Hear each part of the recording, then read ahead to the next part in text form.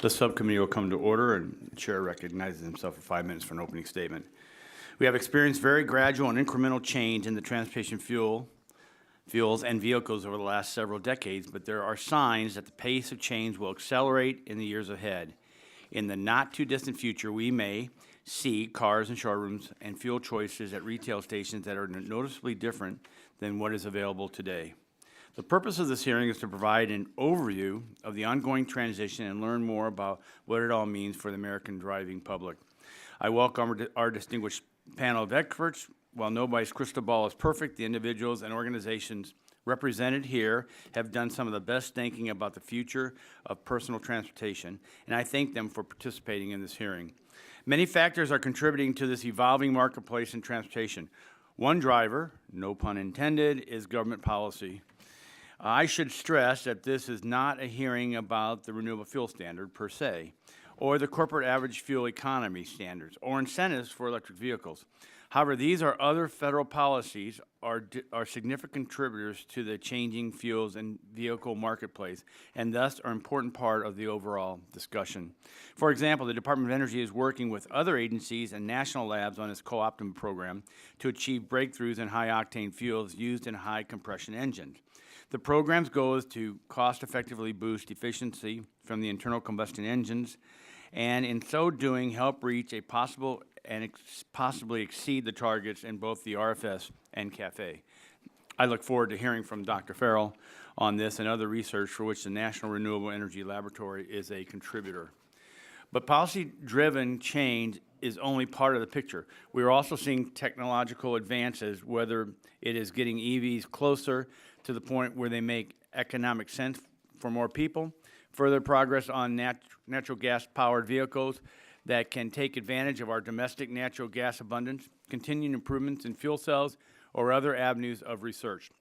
And for every alternative vehicle breakthrough, there are alternative fueling and infrastructure challenges for which solutions are being developed.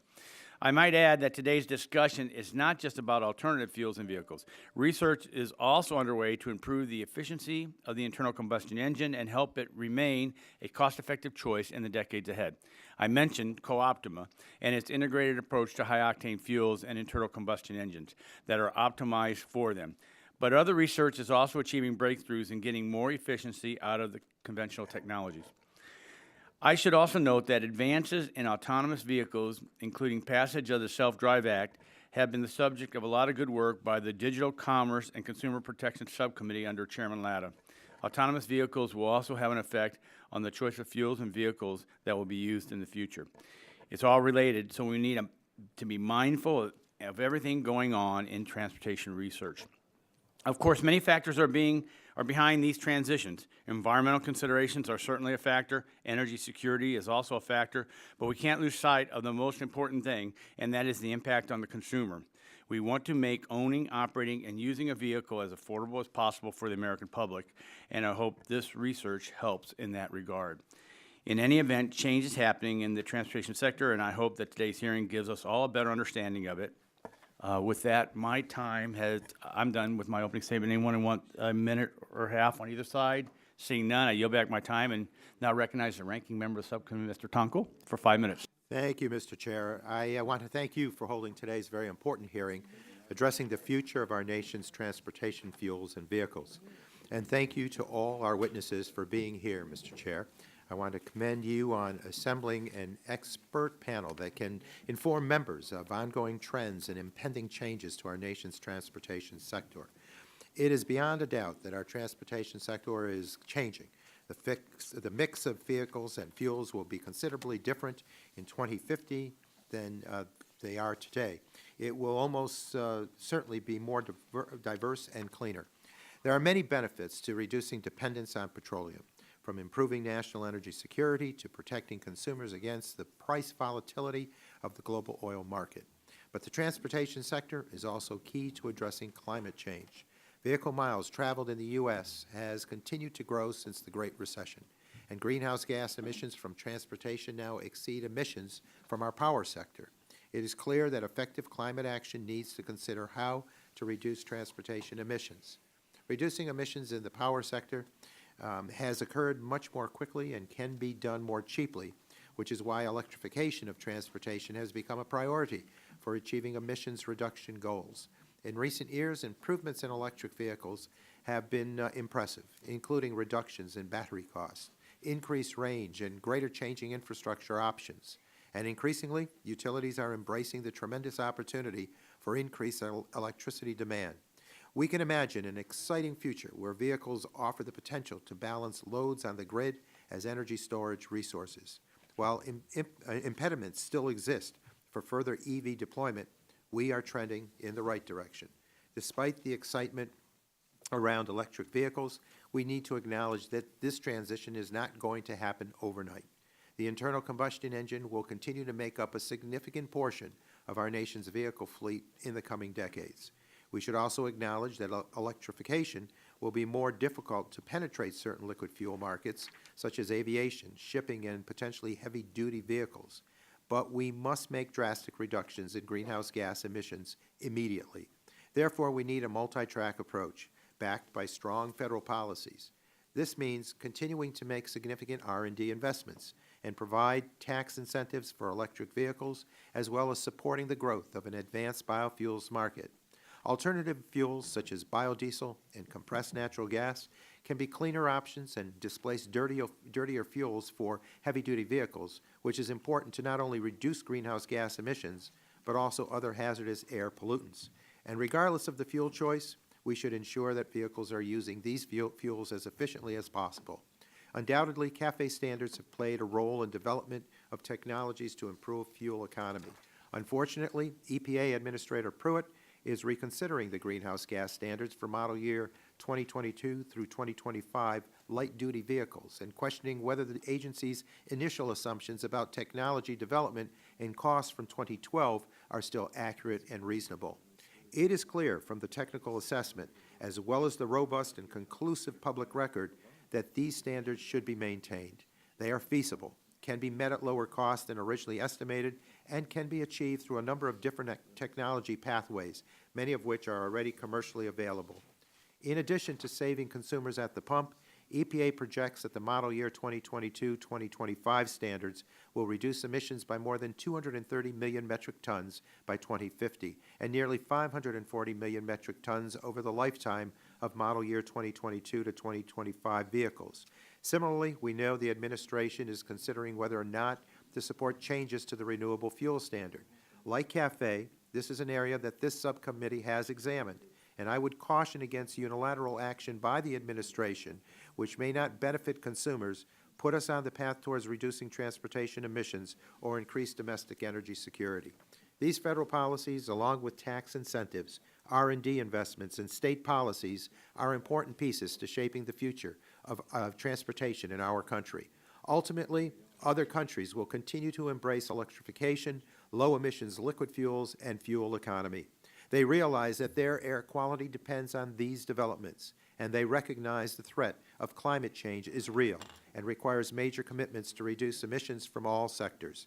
The United States should continue to lead and innovate and ensure that our manufacturers, our automakers, and our refiners are able to deliver cutting-edge vehicles and fuels for the United States and markets around the world. With that, Mr. Chair, I yield back. Gentleman yields back his time. Chair now recognizes Chairman of the full committee, Congressman Walden from Oregon, for 5 minutes. Appreciate your leadership on this and so many other issues, and I welcome our panelists here today as we explore the emerging trends in motor vehicles and the fuels that they use. Across several federal agencies and national labs and throughout the private sector, research, as you all know, is underway to make driving cleaner, safer, and more efficient. Regardless of whether this work is the result of government mandates or market forces, it nonetheless is going on, and change is coming to the fuels and vehicles marketplace. The purpose of this hearing is to get a better sense of this change, and I welcome our witnesses as part of helping us better understand it. Today, we'll hear about the environmental objectives, efficiency objectives, national security objectives, and other policies behind the evolving fuels and vehicles marketplace. But as we have this discussion, let us not forget the one thing that matters most, and that is the interests of consumers. Family car, it's the second most expensive purchase after a house.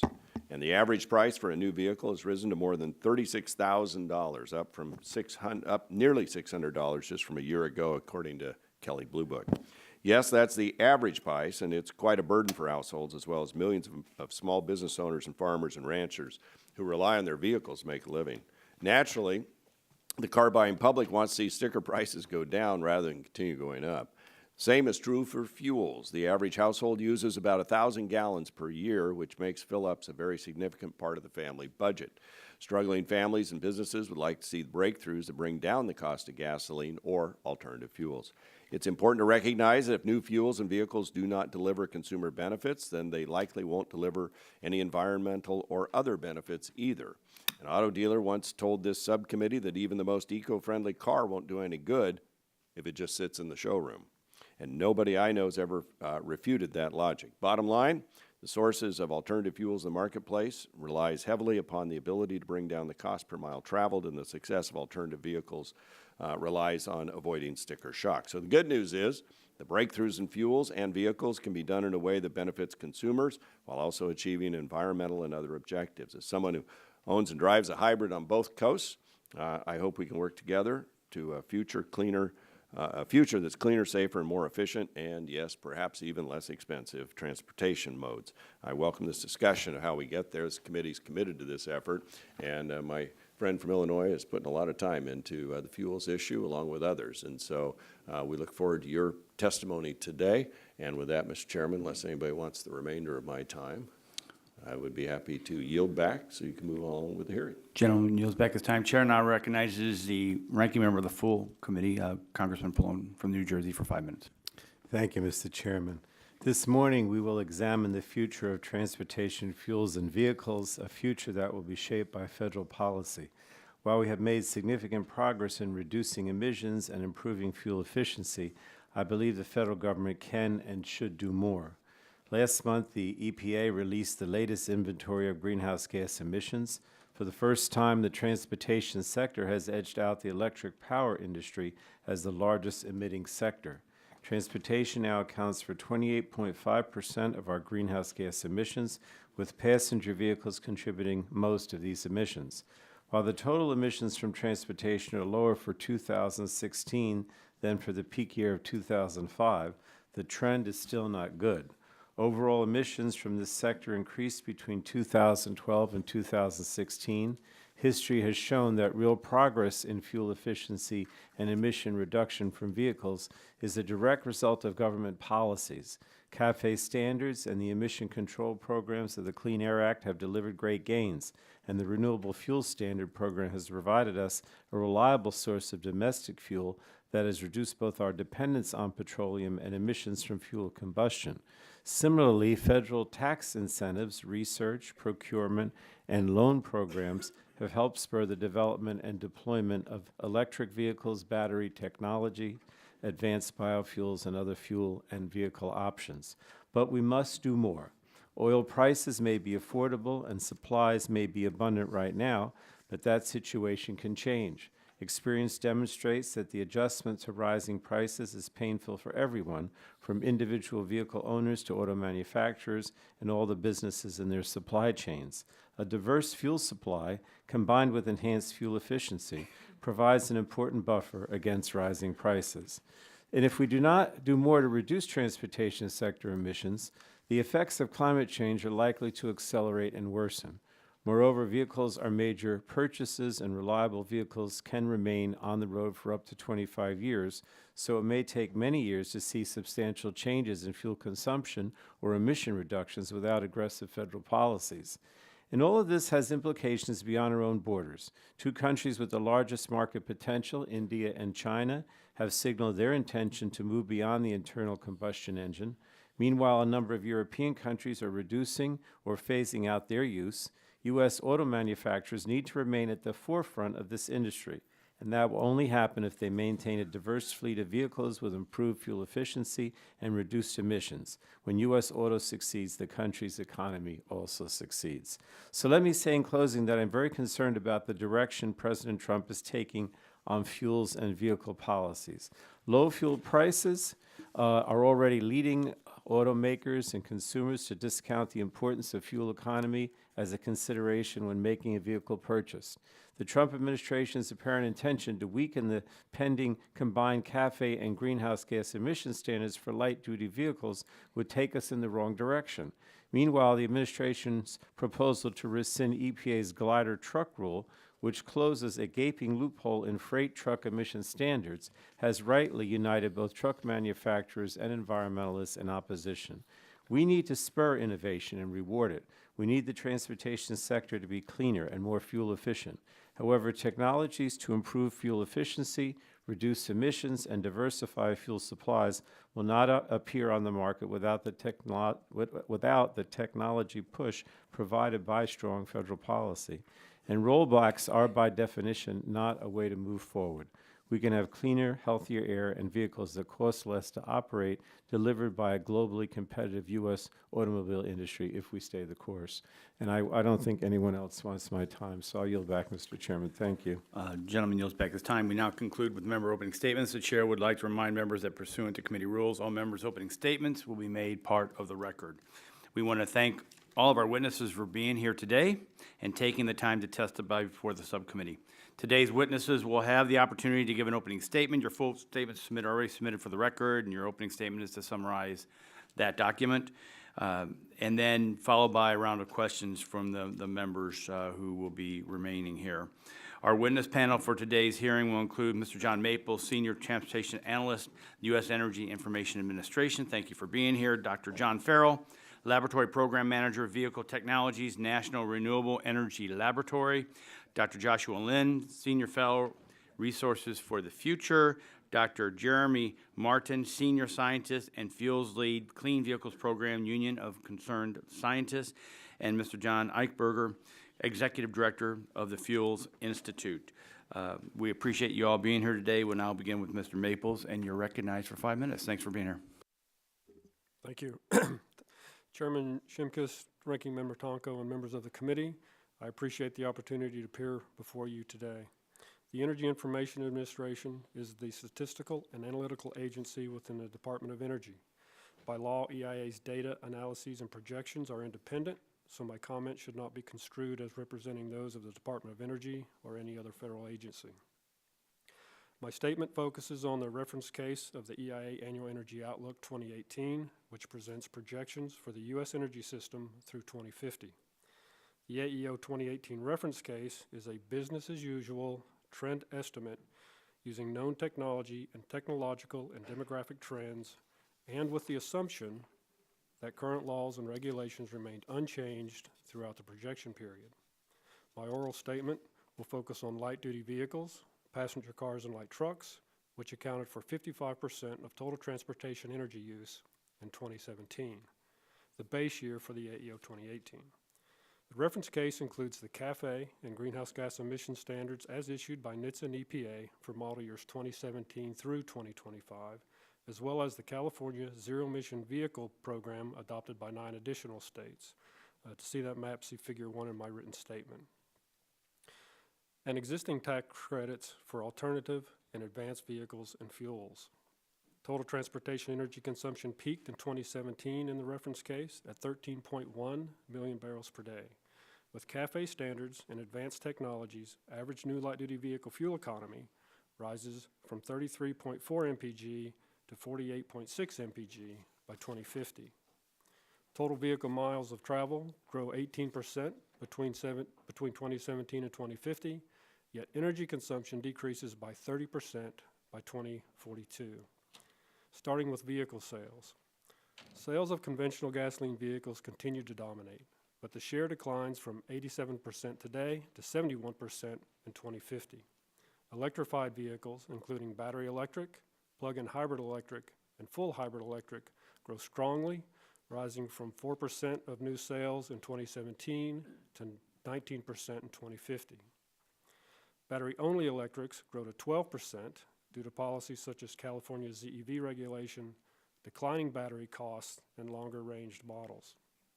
Hybrid electric sales rise to 5% from 3%, plug-in hybrid electrics from 1% to 2%, E85 flex fuel vehicles reach 7% by 2050, Sales of diesel, natural gas, propane, and fuel cell vehicles are all at 2% or less in 2050.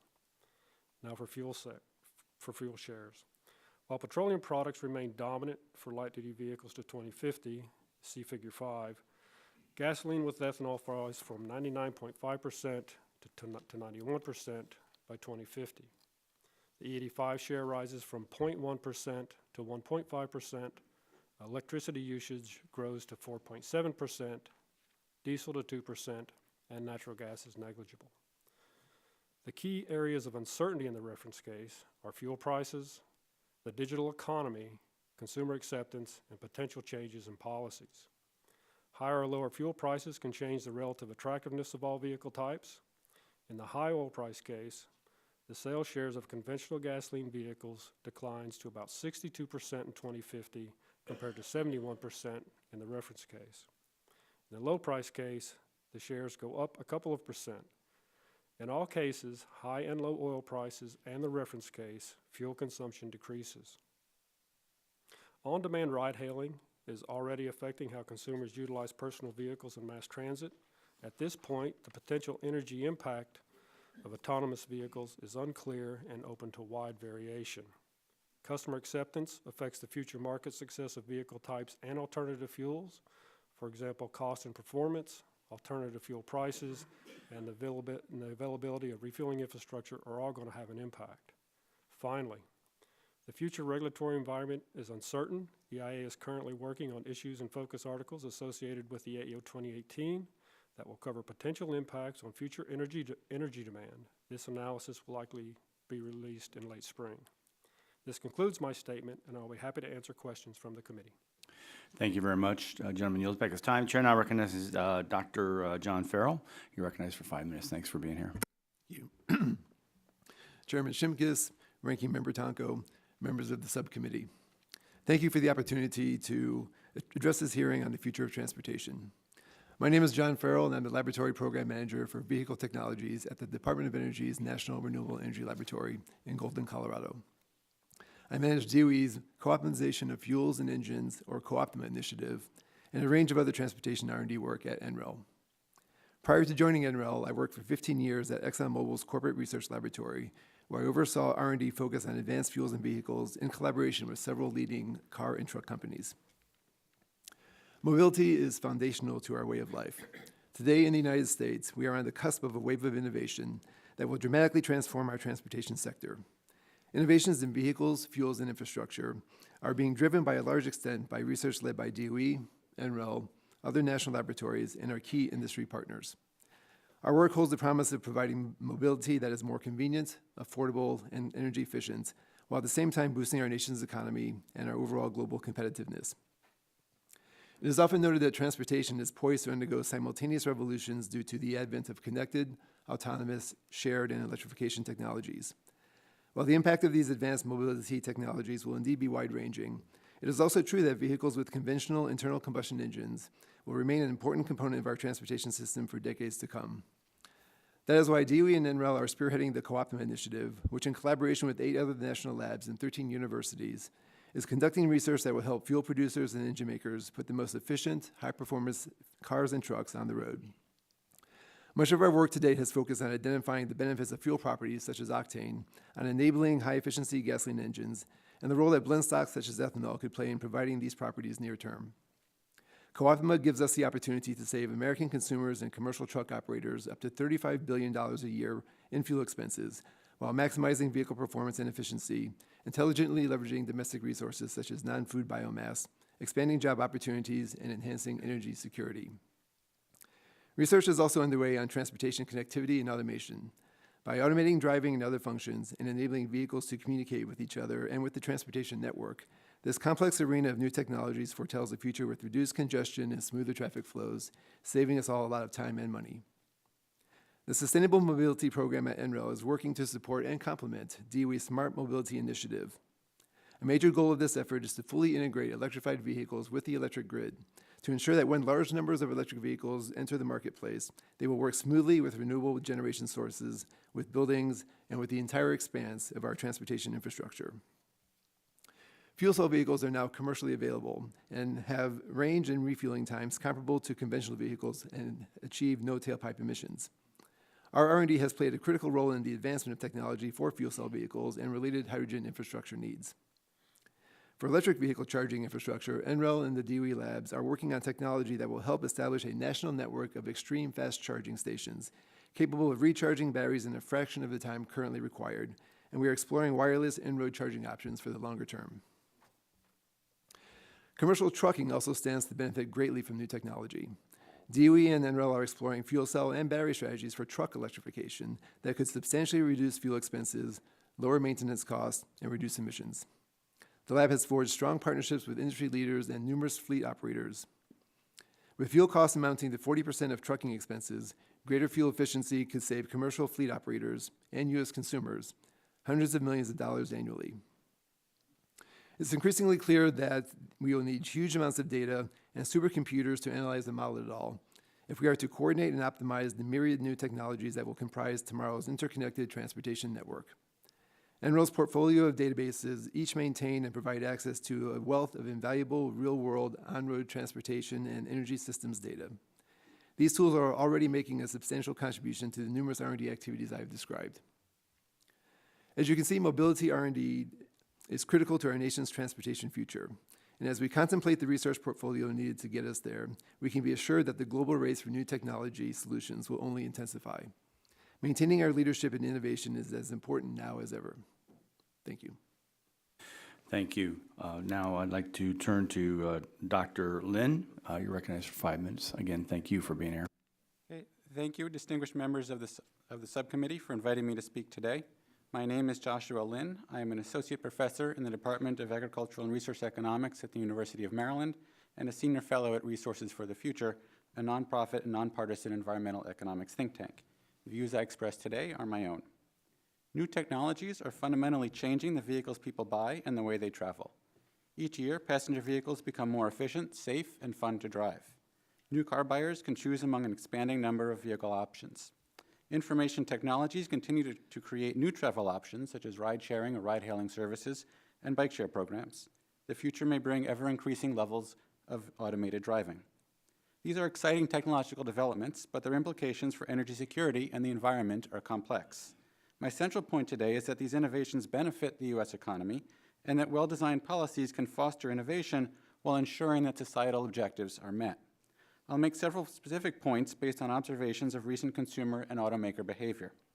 First, tightening standards for fuel economy and greenhouse gas emission standards have imposed costs on both automakers and consumers. Following a long period of constant fuel economy standards, the National Highway Traffic Safety Administration and EPA have been tightening these standards. My research suggests that consumers undervalue recent fuel improvements in fuel economy. Over the past decade, automakers have gradually raised fuel economy to meet tightening standards.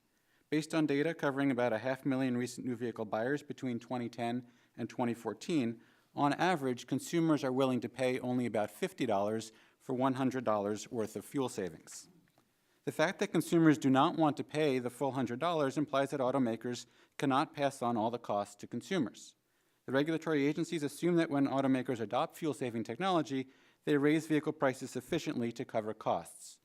But if consumers only pay half the value of the fuel savings and the technology costs more than consumers are willing to pay, automakers can't raise prices sufficiently to cover costs without harming their sales.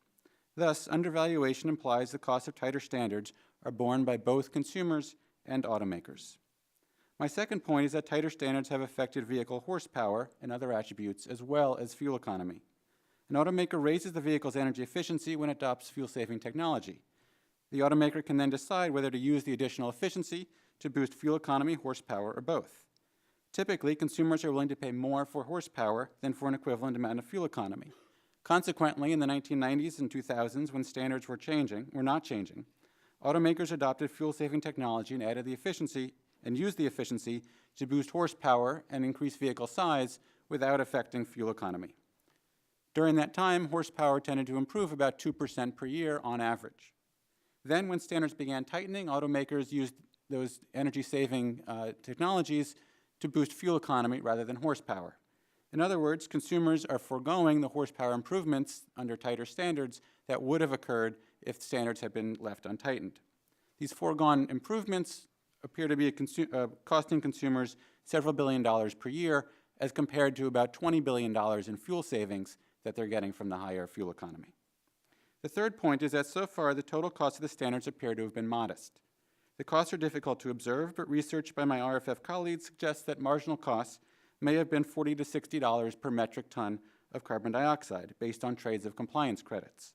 These numbers are suggestive, but they are also modest because they are comparable to previous estimates of the social cost of carbon dioxide or the fines paid under the fuel economy standards for noncompliance. The tightening standards for vehicle fuel economy and greenhouse gas emissions have induced technology adoption and probably some innovation. The automobile industry has demonstrated quite a lot of ingenuity, which has kept the total cost of the standards to a modest level. As long as standards continue to provide automakers flexibility to figure out the best compliance strategies, I fully expect these patterns to continue in the future. The fourth point is that gasoline-powered vehicles are likely to continue dominating the market for some time. Many policies incentivize consumers to buy or lease plug-ins. These policies combined may amount to $10,000 to $20,000 per vehicle of direct subsidies or indirect subsidies that may be funding charging infrastructure and the like. Nevertheless, consumers appear to continue preferring gasoline-powered vehicles. Declining battery costs and other innovations will surely increase the plug-in market share, but just how much is difficult to say. Finally, new information technologies are transforming the way people travel. This is generally reducing travel costs and likely to increase total travel as well as total vehicle use. Fortunately, these changes can be addressed by adjusting the way that the standards are set. Right now, they provide equal incentives for changes in fuel economy regardless of how much the vehicle is driven, allowing for that possibility that vehicles are driven different amounts would correct this inefficiency of the standards that's existed all along, but which these changes in travel may be exacerbating. So again, I want to thank you for inviting me to speak today. I look forward to your questions. Thank you, Chair, and I recognize Mr. Jeremy Marten, and you're recognized for 5 minutes. Dr. Marten, I'm sorry. Thank you very much, Chairman Shimkus, Ranking Member Tonko, and members of the subcommittee. Thanks for the opportunity to testify today. As has been noted, it's an exciting time to work in transportation. We're entering a period of change more profound than any since the automobile era began a century ago. But while autonomous vehicles get a lot of the attention, changes in our fuels and vehicles also have important implications for our economy and our environment. So thanks for holding this timely hearing and inviting me to share my views. The fuels of the future will be cleaner and more diverse, and the transition to these fuels is already underway. Any examination of transportation fuels must start with oil. Petroleum-based fuels are the dominant source of global warming pollution in the transportation sector, which recently surpassed the electricity sector to become the leading source of U.S. carbon dioxide emissions. There is no path to climate stability that does not involve drastically cutting our oil use. The Union of Concerned Scientists has developed a plan to cut projected oil use in half in 20 years through improvements in efficiency and innovative clean fuels, including electricity and advanced biofuels. The largest near-term opportunity to cut oil use comes from efficiency improvements, which are not only important to the climate, but also protect consumers from oil price volatility. Oil price volatility remains a major risk. EIA's projections for a decade from now suggest that gasoline could cost anywhere from $2.19 a gallon to $5.21 a gallon, depending on the price of oil. This price risk is mitigated by the improving fuel efficiency of our fleet. No matter what the price of gas, consumers save because of cost-effective vehicle efficiency standards. EIA forecasts that 10 years from now, thanks to these standards, the average driver will use 100 gallons less to drive 10,000 miles than they do today. Using less oil is the best insurance against oil price volatility, so protecting vehicle efficiency standards is critically important. But while oil is the largest part of the mix today, this is starting to change. For 50 years, from 1958 to 2008, oil supplied at least 95% of U.S. transportation energy. But oil's hegemony began as the last coal-fired steam locomotives were replaced with diesels, and it ended when refineries and gasoline distributors adopted a 10% blend as the main source of gasoline. Ethanol used as a high-octane blending component of gasoline is less expensive and less polluting than the fossil fuel alternatives. But the rapid scale-up of corn ethanol to supply this fuel also had negative consequences, putting pressure on agricultural commodity markets, exacerbating water pollution associated with corn farming, and land conversion as corn acreage expanded to meet the new demand. More recently, the growth of biofuels has come mostly from biodiesel, produced from soybean oil and other lower value fats and oils, and biomethane, a waste-based transportation fuel that displaces fossil fuels while supporting the capture and destruction of methane, a potent climate pollutant. Cellulosic ethanol from corn kernel fiber and corn stalks is also growing, albeit more slowly than originally hoped. Looking into the future, the importance of electricity as a transportation fuel is no longer a matter of dispute, although how quickly this transition occurs remains uncertain. Today, U.S. companies are leading the way on EV technology, but without supportive policies, the U.S. will cede the field to economic competitors.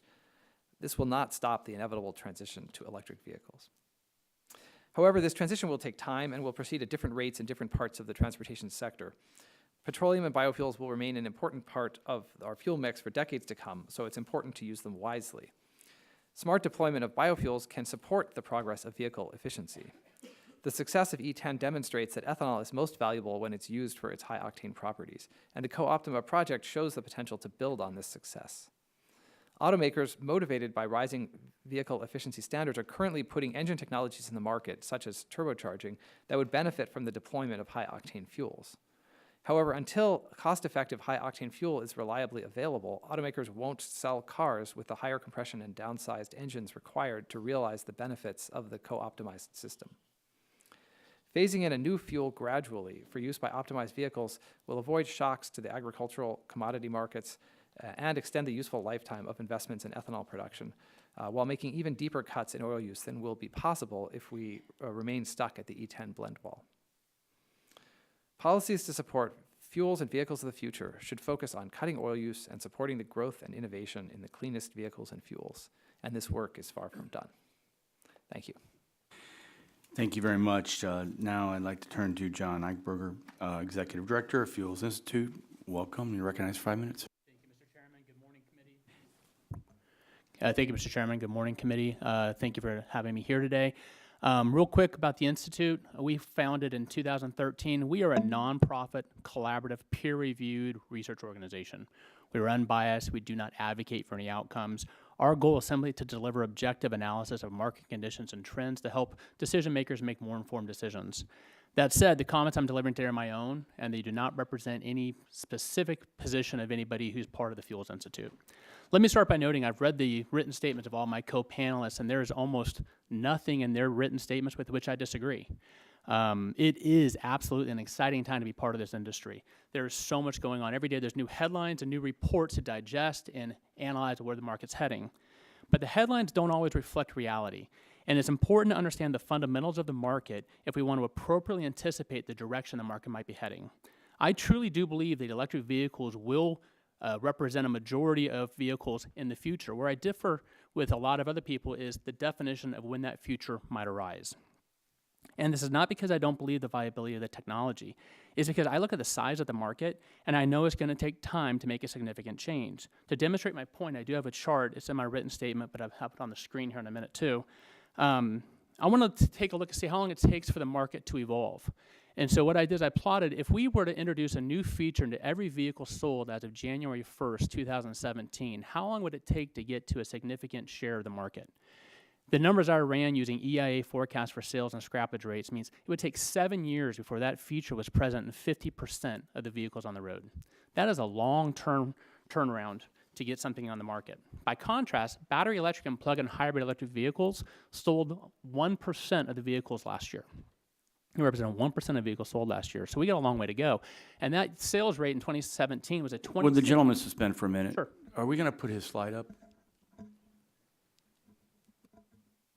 Okay, Thank so that's, thank you, Mr. Chairman. So if you take a look, that's the chart rate in terms of if every vehicle had a new feature, 100% market conversion, 7 years to get to 50% market share. EVs were 1% of sales last year. There's a 26% growth rate over 2016. And this next chart, if I can have that one up, I wanted to find out what would happen if we continued an aggressive sales rate. So this plots a 26% and a 20% annual growth rate for battery and plug-in hybrid vehicles through 2035. This results in a potential market share of 43% of cars sold in 2035, but only 10.5% of vehicles on the road. That's the size and scope of this market. It's going to take a long time. Even with aggressive sales, it's going to take time to get some turnover, which means in 17 years, 90% of the vehicles on the road will still be powered by an internal combustion engine and fueled with liquid fuels. The size of the market is enormous. We must not lose sight of that. Of course, there are many factors that could accelerate the pace of change, as outlined in my written testimony. But regardless, the internal combustion engine is going to dominate the market for decades to come, and we're already seeing that market evolve. Downsized engines, start-stop applications, boosted engines, compression ignition, hybrids, variable compression ratio engines. Auto engineers are charting new advancements all the time, and we're seeing the benefits yielded to consumers. Among the topics that's gained a lot of attention recently over the last several years is to design an engine optimized to run on a specific higher octane fuel. I have seen numerous technical reports indicating that this could provide a great benefit to efficiency, emissions, and performance for consumers. Fuels Institute, we have our own report coming out, hopefully this May, which seeks to answer some key questions about a high-octane fuel future. These questions include, how would we produce the fuel? What are the constituents that we go into building that fuel? What would be the cost and feasibility and scalability? What are the distribution issues? What's the anticipated level of demand for the new fuel, and how long might it take to reach market maturity? There is potential here, but trade-offs are probably going to be required, and the transition is going to take time. The vehicles and fuels market is changing. Engines and fuels will become cleaner, more renewable, and more efficient, but all transitions take time. I urge the committee to be suspicious of any prediction of imminent disruptive change. Most are focused on one causal factor and dismiss the numerous other factors that will influence consumer decisions. Changing today's transportation system will not be like introducing the car engine that replaced the horse and buggy. It will not be like introducing the smartphone, which transformed pretty much all commerce and social interactions as we know it. Each example of a major, successful, disruptive event delivered compelling, immediate, and tangible value to the consumer that improved their quality of life in some real way. And I question, what options are we seeing in the transportation sector that could deliver similar value and cause transformative, disruptive change? Whatever changes on the horizon, if the consumer cannot access it or does not want to buy it, it will not succeed and be wasted time and resources. I believe change ultimately is coming, but for the foreseeable future, the market's going to look remarkably similar to the market we have today, and the transition to something different will be measured and incremental. Thank you very much for inviting me today. I thank all of you for their testimony. We'll now move to the question and answer portion of the hearing, and I'll begin by recognizing myself for the first 5 minutes. I'm going to go on my own route here for a minute. Dr. Ferral, they're always afraid when I start doing this. Two things. One is, I'm very interested in the co-optima study and the potential for high-octane fuel, which has been elaborated by many of you here today. In your opening statement, you mentioned the terminology non-food biomass.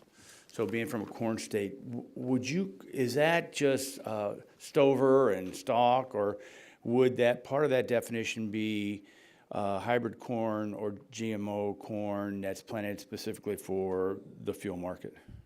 So the research that we've been doing on biomass-based routes to producing new fuels acknowledges that the current technology for producing ethanol from corn is well established, and there are no real R&D challenges associated with that. When we start looking at cellulose to make ethanol as well, I think we acknowledge that that technology is already commercial, albeit at low scale, but it also doesn't have the same research challenges. Within Co-Optima, we've been looking at the opportunities to look at a wide range of woody biomass, of energy crops, of stover, of waste residues, to provide the feedstocks that will be able to provide high-efficiency blend stocks, including ethanol and other alcohols as well. So the research has really been focused where the greatest uncertainty lies. Great, I appreciate that. Then I want to go to Mr. Eichberger on, and I appreciated the charts, that's why I wanted to get them up there. I think that's very helpful in just trying to figure out, and there's public policy that probably could bend that a little bit. But let's just take a short-term window of 10 years.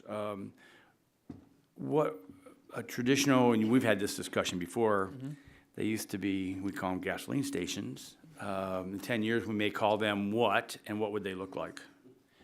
In 10 years, they're going to look a lot like they look today, and we call them convenience stores, going back to my previous job.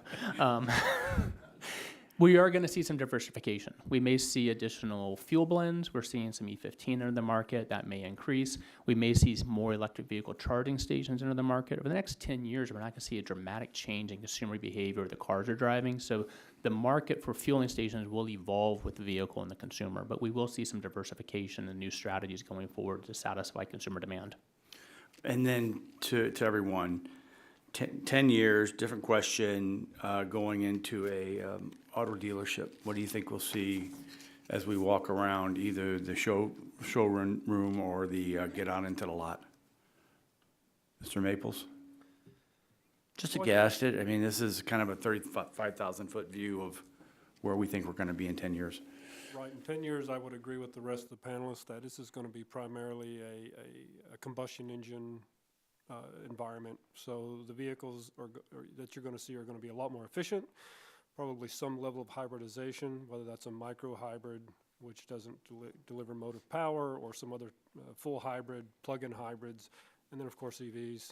And then I think that'll be driven primarily by the mandates. Dr. Ferral? I agree with Mr. Maples. I would note that many OEMs are announcing the intentions of producing far more models based on electrified powertrains, so we'll see more electrified options, but I think the showrooms will look predominantly the same.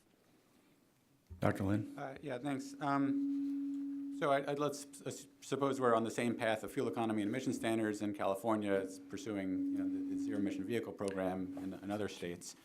In that case, I certainly would agree we'll see a lot more options and probably more effort to sort of broaden the market for those vehicles. Yes, I certainly expect more EVs. I think that's the most visible change. And there's, some uncertainty about how much travel people will do in vehicles they own versus, rides that they hire, in which case they wouldn't need to go to a dealer. Mostly internal combustion engines. We will see a lot more battery electric vehicles. We have to keep in mind a lot of the automotive industry's announcements about electrification is going to be dominated by hybrids. So a lot more hybrids. Great, and my time's expiring, but the other thing that I was, drew my attention was, Dr. Lynn, when you talked about, and this is my district, we will pay for more horsepower. We won't pay for more, mileage. I'm summarizing that research, but I think that correctly points to at least 33 counties in southern Illinois. With that, I'll yield back my time and turn to the ranking member of the subcommittee, Mr. Tonko, for 5 minutes. Thank you, Mr. Chair, and thank you again to our witnesses. This morning, we have covered a lot of ground. There are many federal and state policies, technology developments, and global trends and other nations' mandates that will shape the future of fuels and vehicles. So, Dr. Marten, in Mr. Eichenberger's testimony, he points out that because of the long time that a vehicle remains on the road, adoption of new engine technologies or fuels and increases in fleet fuel economy take decades to fully penetrate the transportation sector. As was mentioned earlier, according to EPA's most recent greenhouse gas emission inventory, the transportation sector has now overtaken the electricity sector as the largest emitter of greenhouse gases in the U.S. And in recent years, the trend is upward for emissions from this sector. I'm concerned about the implications of this for all air emissions, including greenhouse gas emissions. To make significant emissions reductions in this sector, don't we need both cleaner fuels and more electric vehicles? Yeah, we absolutely need to make progress on both fuels and vehicles, and to do so quickly. I mean, the long term that the vehicles stay on the road means it's even more important to do this up front. So what do you see as our best options in the cleaner fuels category? In cleaner fuels, there's a range of low-carbon fuels out there. Of course, I think it is important to recognize electricity as a transportation fuel as a piece of that story, as well as the biofuels we've been deploying, which are getting significantly cleaner over time, and there's a lot more potential for biofuels. There's ample feedstocks to scale that up and to do it in ways that are cleaner and cleaner over time. And how much cleaner is today's average electricity generation than gasoline? My colleague's just updating the analysis that we do of the mile per gallon equivalent of cars, of electric vehicle in terms of total pollution. And I think in terms of a weighted average across the country, we're up to about 90 miles a gallon equivalent for EVs when you weight that based on where the vehicles are actually being charged. And electric vehicles sales have been increasing, but they still make up a very small portion of the vehicles on our roadways. Should we be investing more in the infrastructure to support electric vehicles, public charging areas, for example, to further reduce range anxiety and other barriers to electric vehicles? It's certainly important to invest in infrastructure for electric vehicles. I think one of the things that our experience is that range anxiety is a larger factor before people buy an EV than after they buy one, especially with the range increasing. So, most people are finding that charging at home and charging at work is adequate to meet the vast majority of their needs. And I noticed in the executive summary of your 2016 report that you referred to, I quote, years of stagnation in the improvement of the efficiency of passenger cars. Would you agree that strong federal regulation, CAFE standards in particular, are needed to improve the efficiency performances of vehicles? Yeah, absolutely. I think the record is very clear, and I think others alluded to that as well.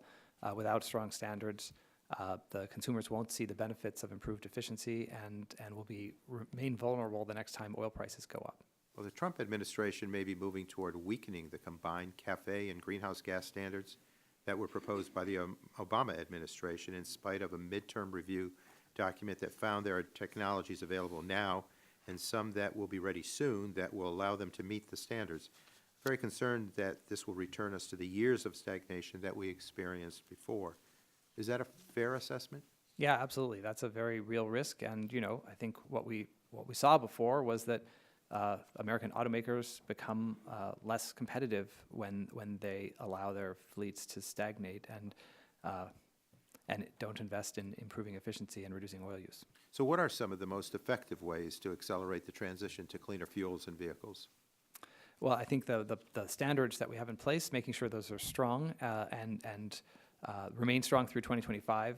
The technical assessment report makes a very strong case for leaving them as they are, and setting stronger standards that go further beyond 2025, and looking for ways to support electrification, advanced biofuels, and integrating these things thoughtfully together as we move forward.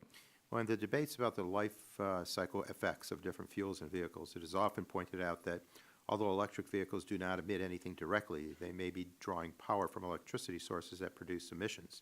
There is certainly a lively debate about the direct and indirect emissions associated with different biofuels, but we tend to assume that all gasoline is equal in terms of its associated emissions. Dr. Marten, is all oil the same in terms of its emissions? Yeah, it's a great point. There's a huge variability in different sources of oil, different extraction methods, and different refining processes in terms of the extent of emissions in the production of oil and gas. And since we use and will continue to use such a large amount of gasoline and diesel, these emissions from the oil and gas sector are quite large, and there's a lot of opportunity to reduce those, or opportunity for them to go up if they're not attended to carefully. Right. With that, Mr. Chair, Man, you got full use of that 5 minutes, man. That was very efficient. I think we call it Tonko time. Yeah. Thank you, Mr. Chair. Chair now recognizes the gentleman from Texas, Mr. Flores, for 5 minutes.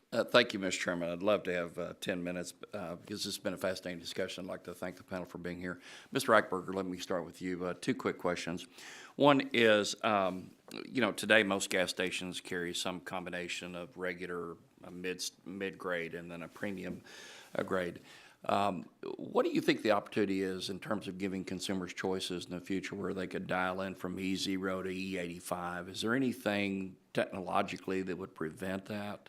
I have not seen any units entering the market to do that. There's nothing technologically to prevent them from it. I think there are some logical reasons why we wouldn't want them to do that in terms of controlling the emissions profile of the fuels. Having consumers make their own gasoline at the dispenser, I don't think is a great idea. Oh, you'd have to put limits on it, of course, so that you wouldn't hurt the emissions restriction or the emissions profile that you're trying to achieve. The next question I have for you is, what are the challenges of facing the use of ethanol above E10, and can these challenges be overcome? So there's compatibility issues. Every piece of equipment that a retailer uses to dispense fuel has to be listed as compatible with that fuel. And up until about 10 years ago, there were no dispensers listed for above E10. Some underground equipment's not listed. The transition's getting easier, but the challenge becomes that a lot of retailers aren't the original investors in the underground storage tank system, so they may not even know what equipment they have underground. They can't certify what's underground. They can't move forward with a higher fuel. Dispensers are fairly easy to upgrade. You can get E25 dispensers for about the same price as an E10 dispenser, but you have to be absolutely certain that what you have underground is compatible as well. Okay, thank you. Dr. Ferral, in the past, policymakers have sort of talked about fuels policy and vehicles policy separately. So we've heard a lot of chatter about EVs. We've talked about the renewable fuel standard, even though this hearing is not about that. We've talked about vehicle mileage standards and so forth. Tell me about what your thoughts are in terms of integrating all policies, fuel policy and vehicle policies, into one coherent, comprehensive policy. I think the opportunity that we're exploring within the co-opment program is really to understand from a technology standpoint what the options are. So that's one of the key benefits that we've been able to apply, is understanding where those trade-offs are in a way where we're unconstrained by what's currently available in the marketplace. Our hope is that that will be the basis for an informed policy discussion, which we are not participating in, but we fully hope to inform. And I just, you didn't say this, but I'm getting the inference or the implication that you think these policies should be combined.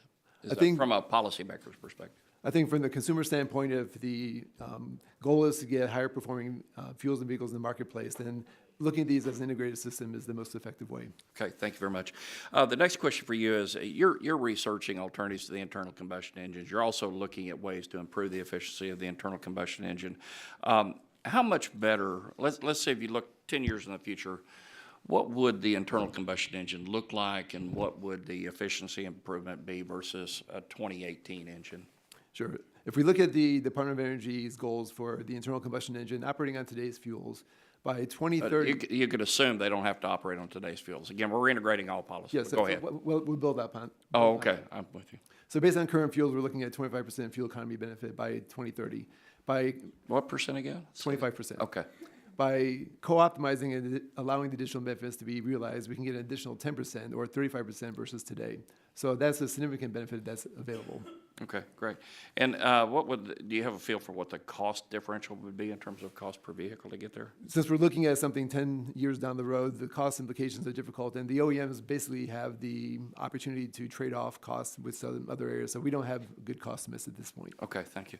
I look forward to following the research as you move forward. In terms of one of the biggest challenges to the adoption of electric vehicles is their high upfront cost. Also, the limitations of current battery technology. Tell me a little bit about, if you've done any research on this, in terms of moving beyond lithium, what that implies for cost. I mean, lithium has a huge environmental impact that's negative. So tell us about where you think the EVs could go, moving beyond lithium. Sure. So for the near term, I think everybody expects that lithium-based batteries will be the main source of battery power for vehicles. The cost targets that the DOE has set for the 2022-2023 timeframe can be achieved with improvements to current lithium technologies, but to get cost parity with ICEs requires battery costs that are about a factor of 3 lower than they are today. That will require new battery chemistries. Some of those may still rely on lithium, but some of the more expensive materials, such as cobalt, which has some strategic element constraints to it, will be have to be removed in order to get those cost constraints down. Okay. I'd love to have more time, but I've run out of time. Thank you for your answers. I thank the gentleman, and Chair will now go to Mr. Pallone for 5 minutes. And I guess Mr. Peters would be next on this. Use my best New Jersey accent to fill in for Mr. Pallone. Yeah. Thank you, Mr. Chairman. Thank the witnesses for being here. I had a question for Mr. Lynn.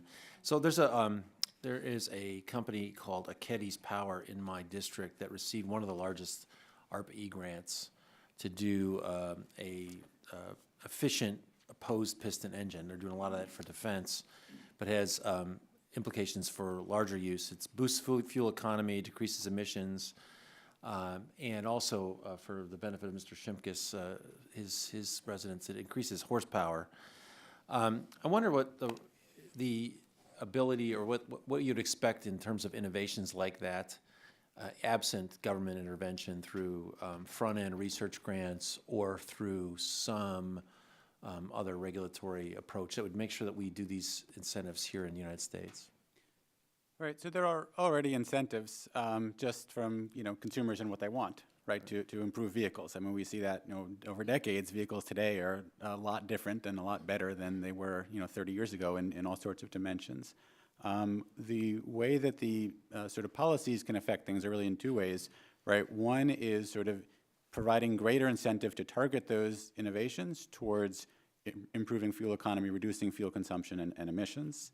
The other is sort of on the sort of more basic research side to, address the fact that, there may be various reasons why the sort of private actors aren't conducting as much research and innovation as they should be. Right. And so there are, reasons to do both of those, and that would sort of encourage more innovation and also sort of direct it towards meeting these public social objectives.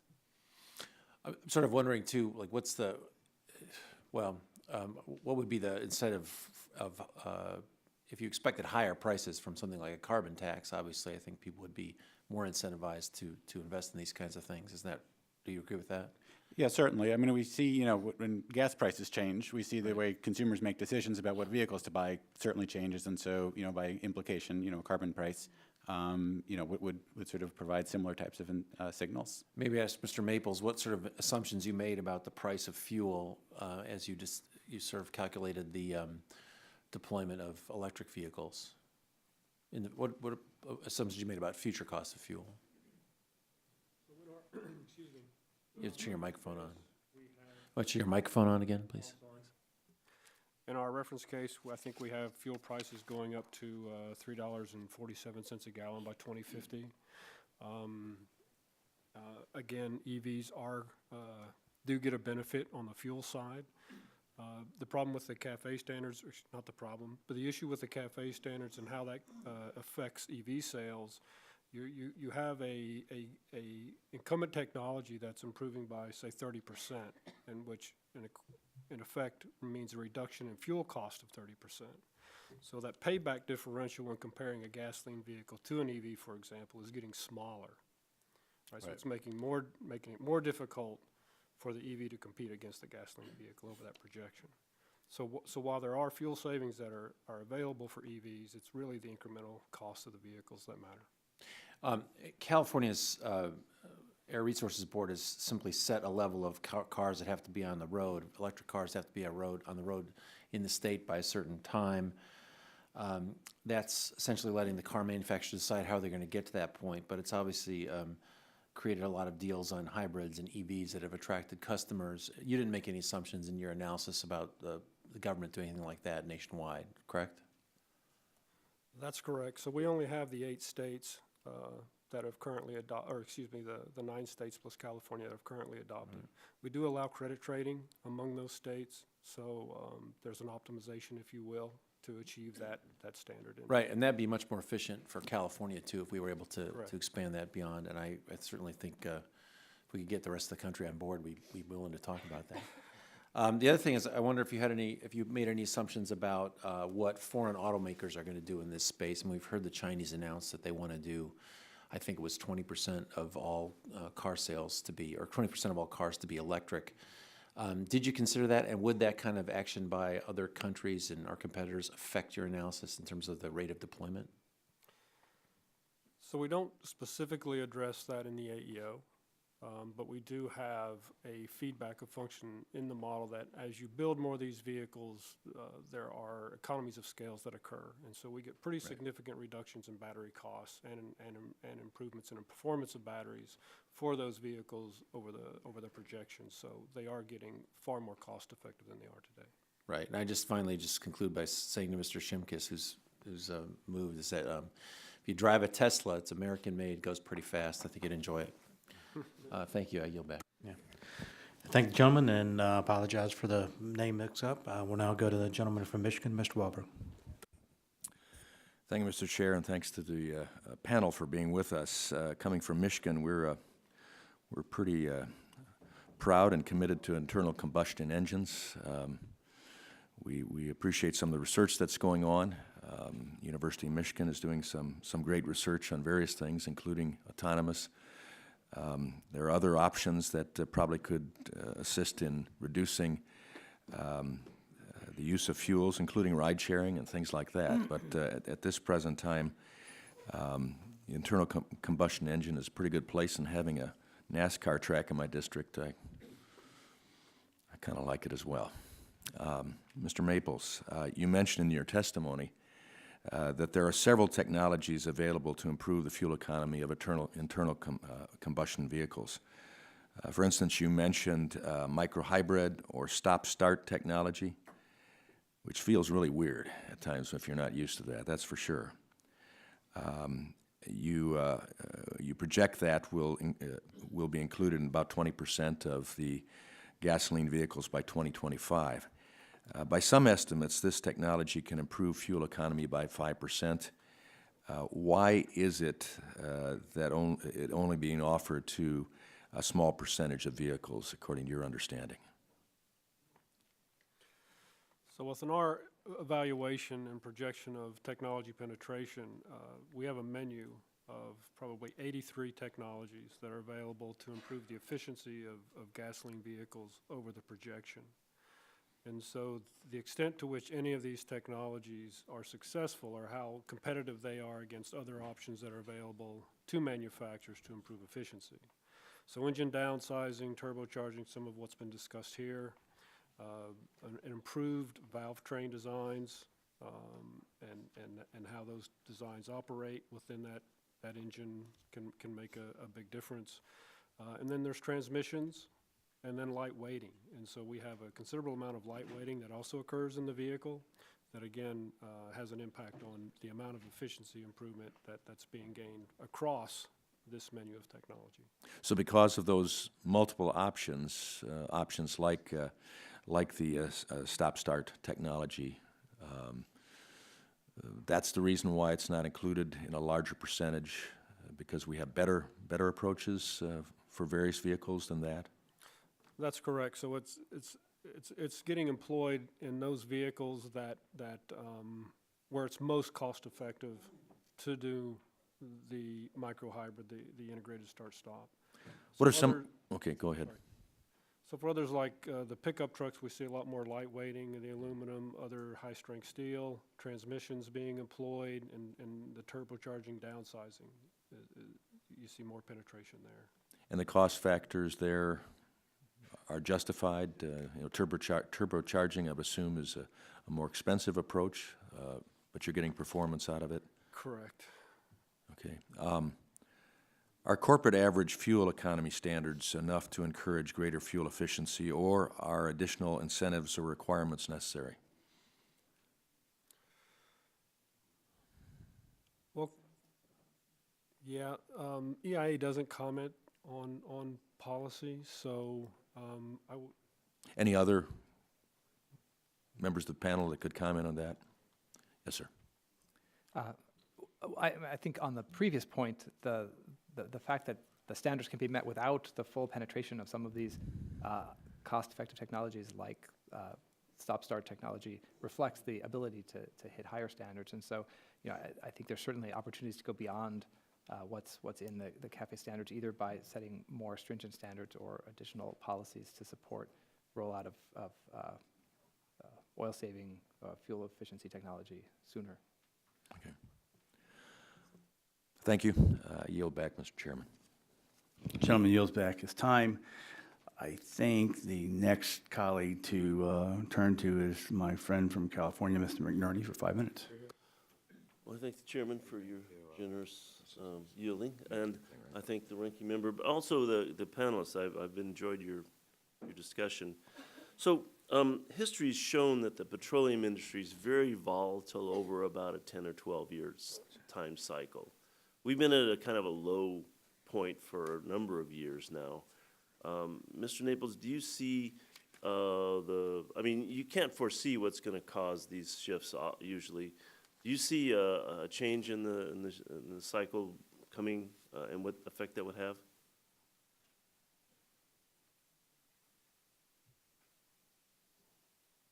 So we do project that oil prices are going to increase in our AEO projection, but we also offer scenarios that show different potential outcomes, the low oil price case and the high oil price case, to try to bound at an upper level and a lower level what those oil prices could be. What's your upper bound? Do you know, Joe?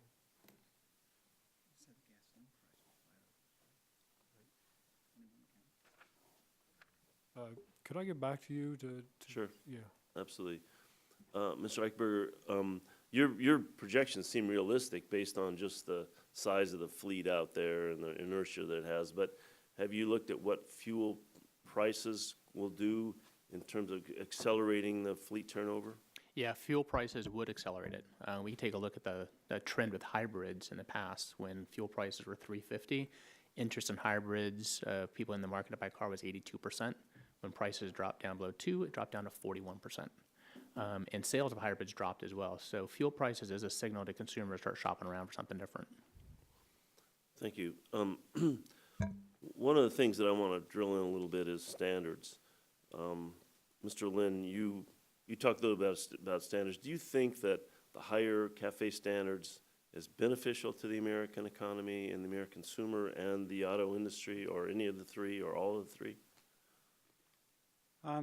So I'd say based on the research I've done that so far the standards to the sort of individual consumers and the automakers themselves have been more or less a wash. There have been benefits and costs and they sort of even out. That's just narrowly on the benefits and costs to the industry itself. Then there are the societal benefits, right? Reducing oil consumption, reducing emissions. Once you add in those, then benefits would seem to outweigh the costs. Okay. Yeah, Mr. Marten, you had a little different take on that. Could you elaborate? Well, I think that there's a large benefit from fuel economy standards, and the consumer savings in fuel dramatically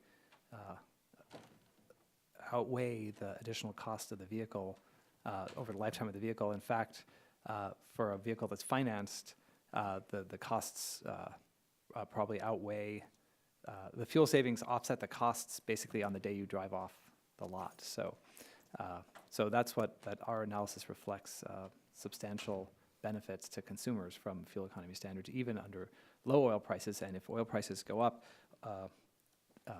substantially larger benefits. Well, I mean, it seems that the auto industry is always fighting these standards, and in my mind,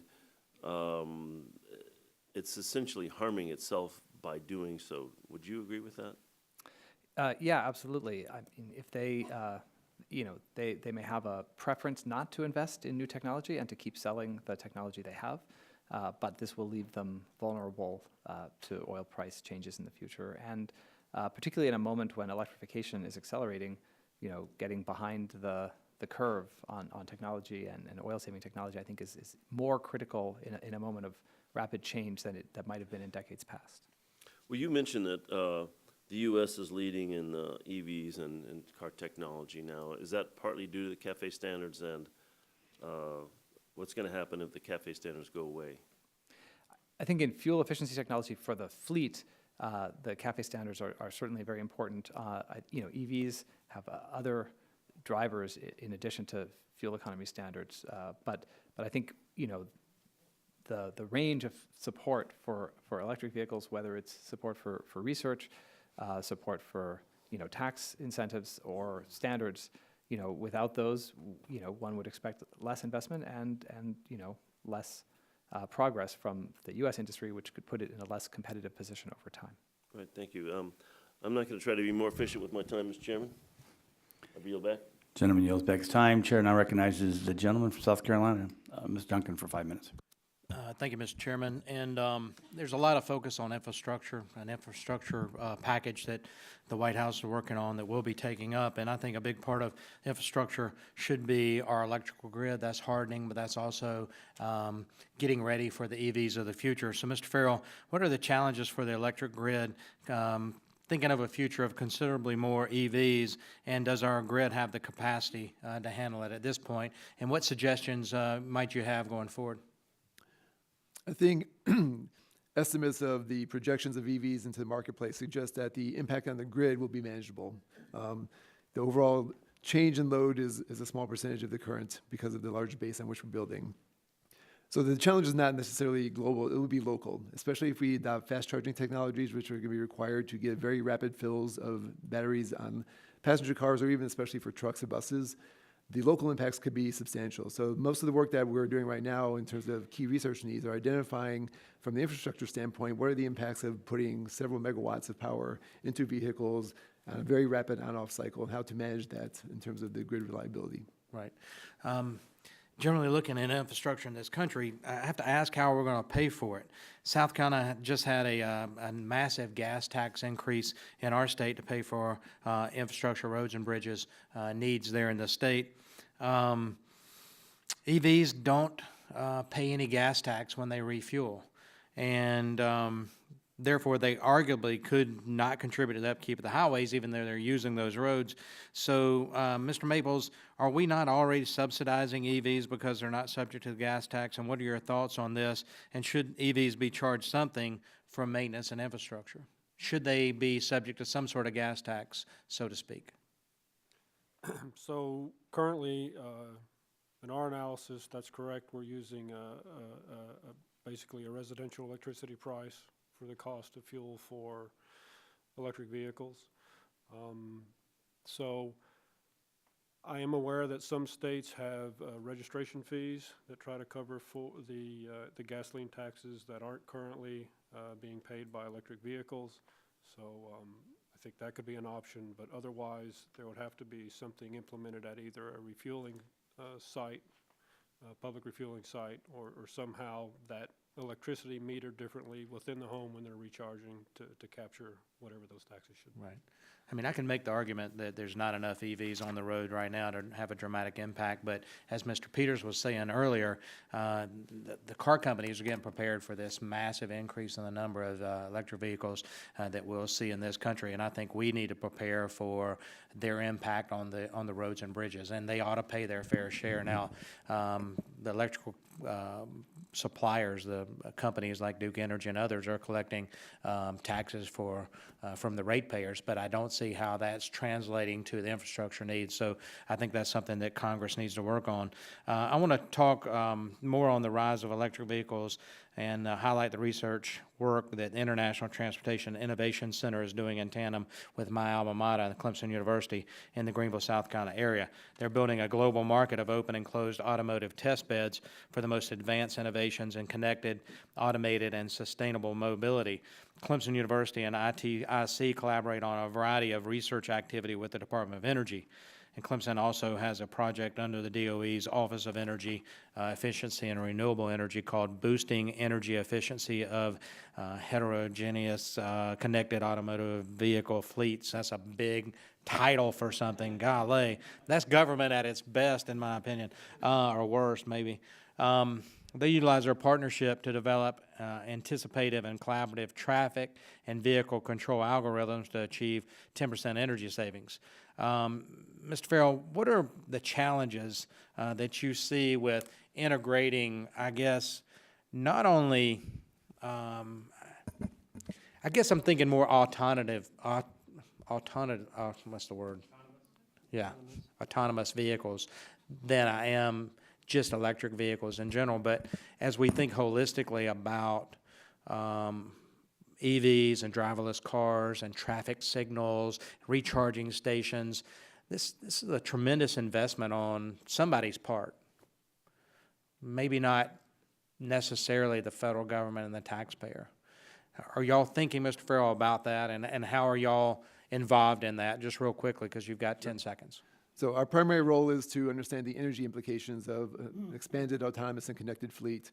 Analyses that we've done show that under some conditions, the worst case scenarios, you could triple energy consumption or you could get a 60% reduction. So the key is how to integrate it in an effective way to minimize the energy impacts. And you're working with research universities along those. Yeah. Thank you, Mr. Chairman. Yield back. Gentleman, yield back his time. Chair now recognizes the gentleman from Georgia, Mr. Carter, for 5 minutes. Thank you, Mr. Chairman. Thank all of you for being here. Gentlemen, I have the honor and privilege of representing the entire coast of Georgia, from South Carolina all the way down to the Florida state line.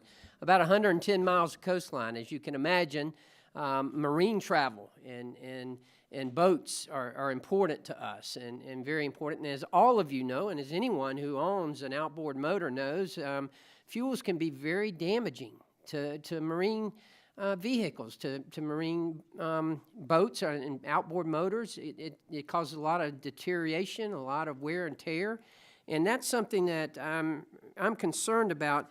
Mr. Maples, I'll go to you first and just ask you, is the EIA doing anything to look at marine engines, and are you factoring anything into the future of transportation as a result of the fuels that we're having and being forced to use in marine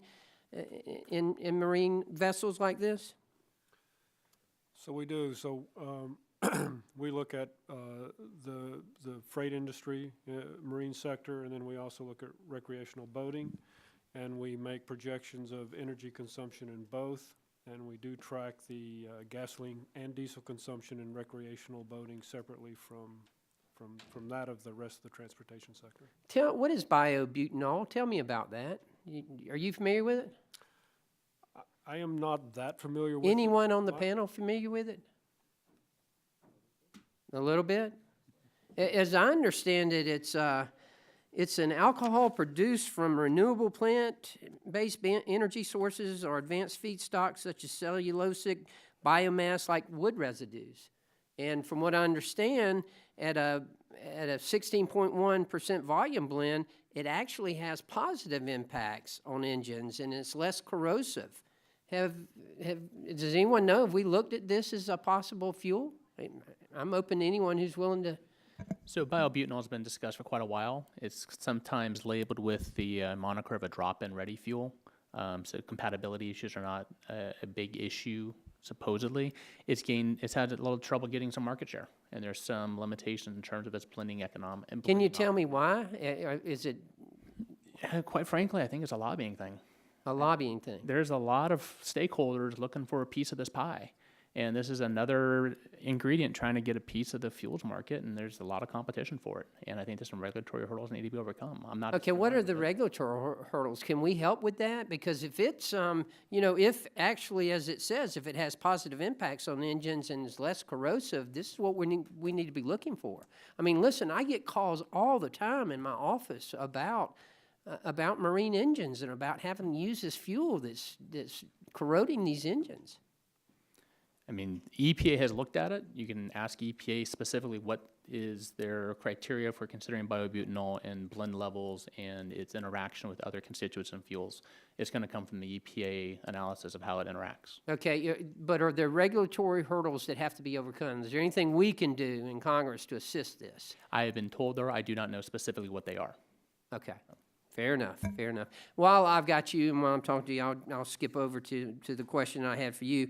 The marine manufacturers, again, they've raised some concerns about how the fuel blends are marketed to consumers. For instance, one of them, E15 fuel blends in some scenarios are being marketed as unleaded 88. Are you familiar with that? I am familiar with that, yes. What's going on with that? Why are they being labeled like that? The retailers who are selling E15 blended fuels are seeking an opportunity to grow their sales.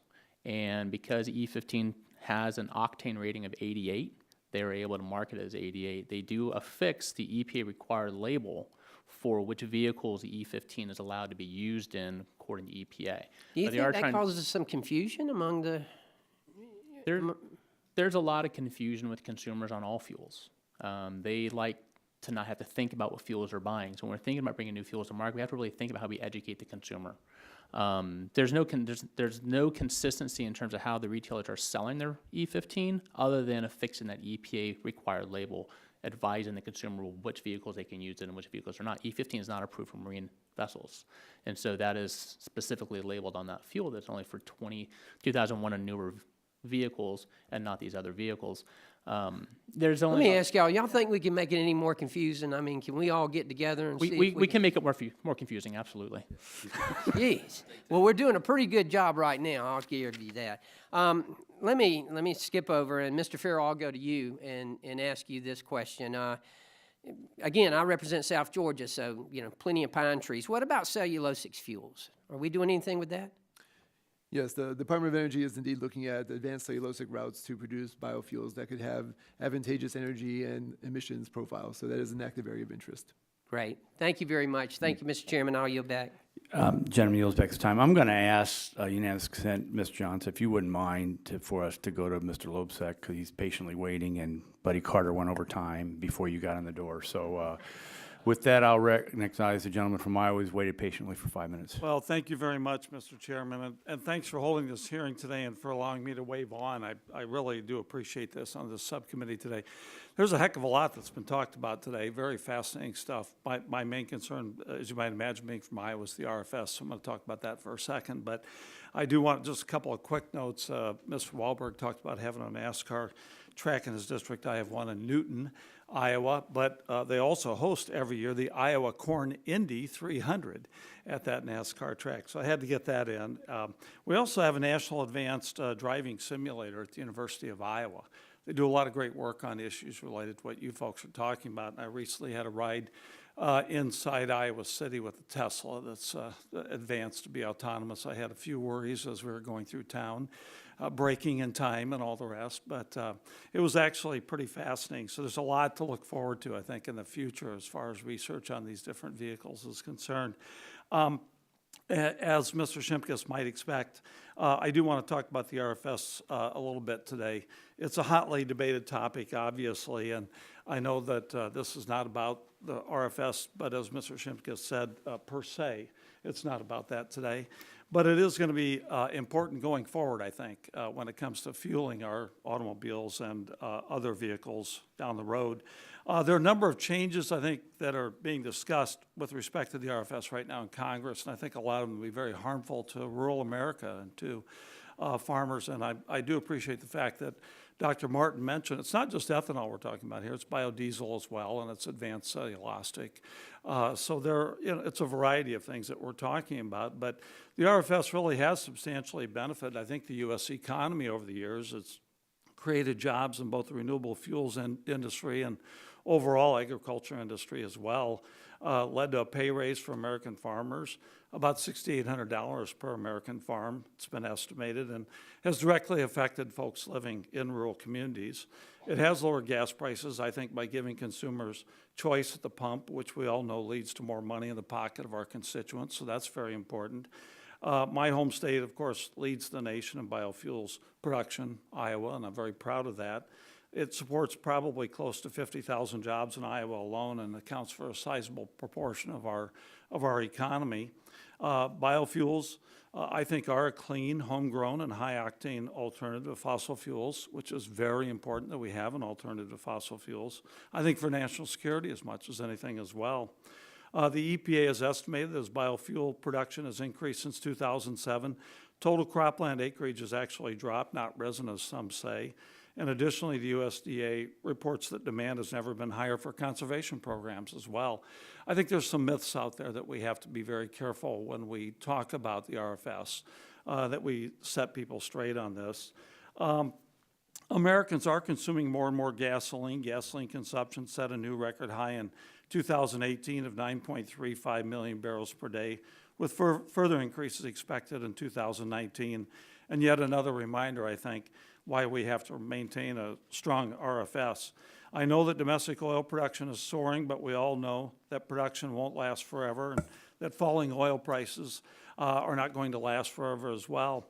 I'm running short on time. I could talk about give a lot more facts and figures, but I think in the interest of time and given the fact that I'm waived on this to this committee today, this subcommittee today, I do want to just ask Mr. Marten, with all the different statistics that we know in mind, how would you say the RFS and strong CAFE standards help to address continued increase in gasoline consumption and carbon emissions?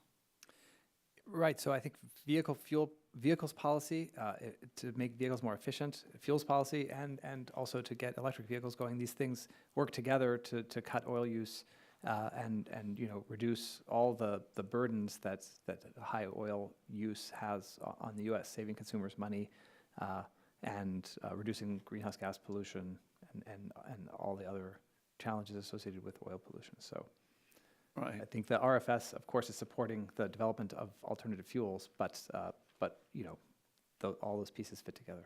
Right, I appreciate that, and I do appreciate the comments about E15 that were mentioned too, because it is the case that, I know some folks have concerns about that, Mr. Carter did, but fact of the matter is that, you know, we can make sure that we label this correctly so that people do not have problems with their engines. And I know that Senator Cruz has some concerns about that as well, but I want to continue to work forward with the president, with the administration, with the relevant folks to make sure that we do have a strong RFS and that we do, in fact, continue to contribute to our rural economies. I think it's just absolutely essential. And I think we can have cleaner air, and I think we can reduce our dependence on fossil fuels and make sure that we have better security for our country as well, so we're not fighting wars for oil down the road. So thank you again, Mr. Chair, for having me, and I appreciate it. Thanks so much. Gentleman's time expired. Again, the chair wants to thank the gentleman from Ohio and then recognize him for 5 minutes. Okay, thank you, Mr. Chairman. I appreciate that, and I was happy to yield. Mr. Eichberger, many of us that are not from California are not big fans of the state's disproportionate role in dictating fuels and vehicle policies. Could you talk a bit about California's role in technology forcing with regards to fuels and vehicles and what it may mean for the rest of us? Probably not to that extent. What I can articulate is of the electric vehicles that are being sold in the market, half of them are being sold to California. I think that's encouraged a lot by the zero emission vehicle program they have and the other states that have the ZEV program. And it does drive some decisions by the automakers to satisfy the largest market in the union. Mm-hmm. Okay. All right. Well, thank you. Mr. Maples, the annual energy outlook for 2018 has projections out to 2040, and you see the gasoline-powered internal combustion engine remaining the most popular choice over that span. Can you explain the staying power of the internal combustion engine? Sure. So again, I think this really comes down to, for the alternatives to the internal combustion engine, the cost of those alternatives, and then the availability of alternative fuels in that refueling infrastructure. In general, just a consumer acceptance. The gasoline vehicle is going to get much better. I think we've talked about that some here today. You're going to see significant improvements in fuel economy there, significant reductions in fuel costs for consumers of those vehicles, which I think is going to make it even more difficult for some of these alternatives to compete against them. Yeah, I'm not I don't rebuild cars myself, but I know that here in America, ever since the automobile was first developed, it began creating an enthusiastic consumer base for old cars, rebuilding cars, automobile enthusiasts. And so I think consumer acceptance for a lot of the new technologies is a big part of this factor that's keeping the combustion engine as the mainstay. Would you agree with that? I think that's correct.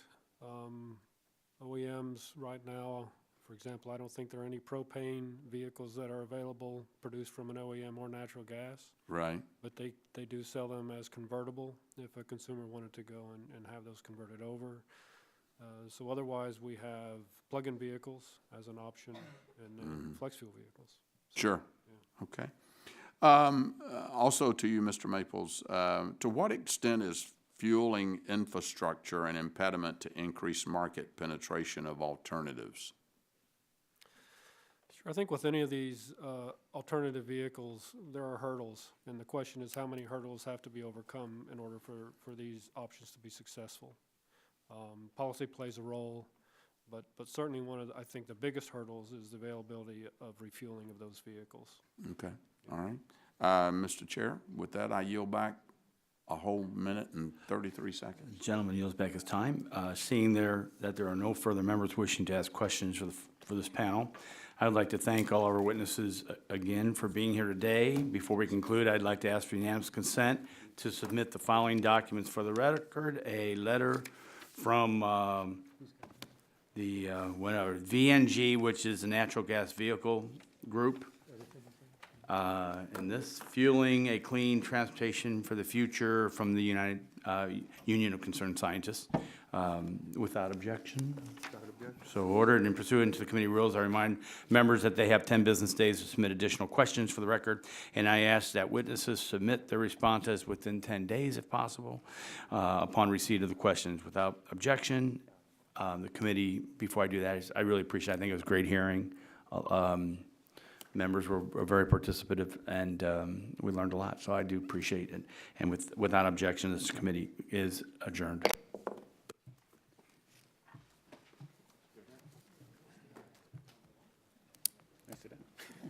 Yeah.